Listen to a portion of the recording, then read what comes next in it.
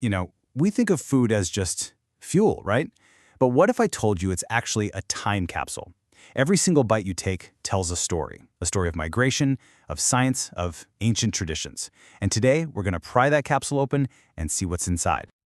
So, let's just jump right in with a thought experiment. Imagine you're zapped 2,000 years back in time, somewhere on the Indian subcontinent. You sit down for a meal. Would you even recognize anything on your plate? The answer is, kinda.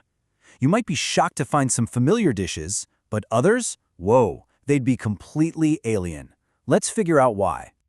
All right, to really get our heads around this, we need to basically become food detectives. We're going to look at this from 3 different angles. First, the food sources. What were they actually growing and hunting? Second, food processing. How did they cook it all? And third, the timeline. How did things change over hundreds and thousands of years? This is our roadmap for digging into the ancient Indian kitchen. Okay, first things first, let's start with the pantry. The absolute building blocks of any meal. What ingredients did they actually have to work with? You're going to see some names you know for sure, but it's what's not on the list that will totally make you rethink what you know about Indian food. Okay, take a look at this list. Onions, garlic, pumpkin, yep, all there. But check this out, mushrooms or chachrakam. They've been part of the cuisine for millennia. But what's really mind-blowing is what's missing. No potatoes, no tomatoes, no cauliflower. It's wild to think about, but all those staples we take for granted today, they only showed up after the Columbian Exchange in the 15th and 16th centuries. They completely rewrote the menu. And this right here is one of the biggest plot twists in the history of Indian food. For centuries, that signature heat we all love did not come from chili peppers. Nope. Chilies, just like tomatoes, were brought over by Europeans. The OG spice, the one that brought the heat, was pipali, or long pepper. This one simple swap changed the flavor of an entire subcontinent, forever. So we've got our ingredients, but just having stuff in a pantry doesn't make a meal, right? The real question is, how did they turn all this into the dishes we might recognize today?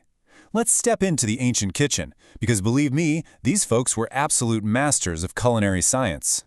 They basically had 3 core techniques down to a science.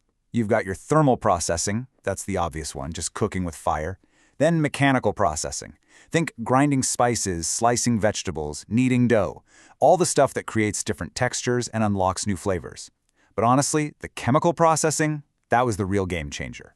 Using things like fermentation and pickling, that didn't just preserve food for longer, it created these brand new, complex, tangy flavors that are just incredible. And you know what's so cool? The legacy of these ancient techniques is still with us, literally in the words we use every day.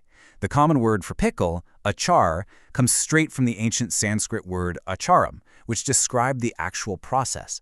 It's just a perfect little reminder that this culinary history isn't dead and gone. It's alive right here, right now. All right, so we've stocked the pantry and we've fired up the kitchen. Now for the fun part. Let's put it all together and see what a real meal actually looked like. We're about to reconstruct an ancient Indian thali, a full, balanced plate from a totally different era. And here's the best part. We're not just guessing. We have a guide, an actual honest-to-goodness ancient cookbook called the Pakadarpanam. It was written by King Nala, who was this legendary figure known for his amazing cooking skills. This book is a priceless blueprint of the food from his time. How amazing is that? And just look at this. Based on King Nala's book, an ancient thali was surprisingly familiar, right? You've got udana, which is cooked rice. You have supa, a lentil soup, basically the ancestor of dal or rasam. You've got curries with veggies and meat. They even had snacks, bhakshya, and a sweet dessert called payasama. This was a complete, nutritious meal. The idea of a balanced diet is definitely not a new thing. Okay, we've seen the big picture, the whole plate. Now let's zoom in on just one dish to really understand how food evolves over time. We're going to take a deep dive into that classic combo of rice and meat, the ancient ancestor of what we now call biryani.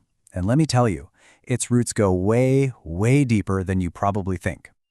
But first, it's good to remember that cooking rice and meat together isn't unique to India. It's a fantastic culinary idea that popped up all over the world all through history.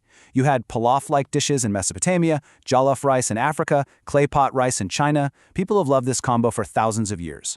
So what did the ancient Indian version look like? Well, it had a specific name, Mam Sodanam, and the word itself is basically the recipe. Mamsa means meat, and Odanam means boiled rice. Simple as that. And this wasn't some obscure dish. It was so well known that it shows up in some of the oldest, most sacred texts. I mean, check this out. We find a really powerful reference to it in the Ramayana, one of India's great epic poems. The heroine, Sita, actually makes a vow to offer Mansodanam to the river Ganga. The fact that it's mentioned as a sacred offering to a goddess, that tells you this was a really important, highly respected dish. But here's where the story of the Indian plate takes a really interesting turn. While meat was clearly a part of the ancient diet, a massive cultural shift started to happen. With the rise of philosophies like Buddhism and Jainism, which really emphasize ahimsa, or nonviolence, vegetarianism started to become more and more widespread.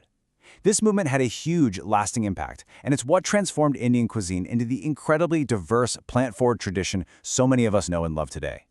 So after this whole journey back in time, what's the big takeaway? What does all of this actually mean for the food on our plates today?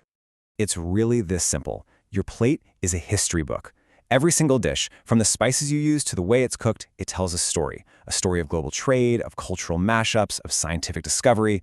From the long pepper that came before the chili to the ancient roots of your dal, every time you eat, you're taking part in a culinary tradition that's thousands of years old. And I'll leave you with this really deep thought from the Upanishads, the ancient philosophical texts. I am the food that eats the eater of the food. Whoa, it's a powerful reminder that food isn't just fuel. It's part of this huge cosmic cycle of life itself. So next time you sit down for a meal, just take a second, think about the story in your food. What's it telling you about the past, and what does it mean for the future?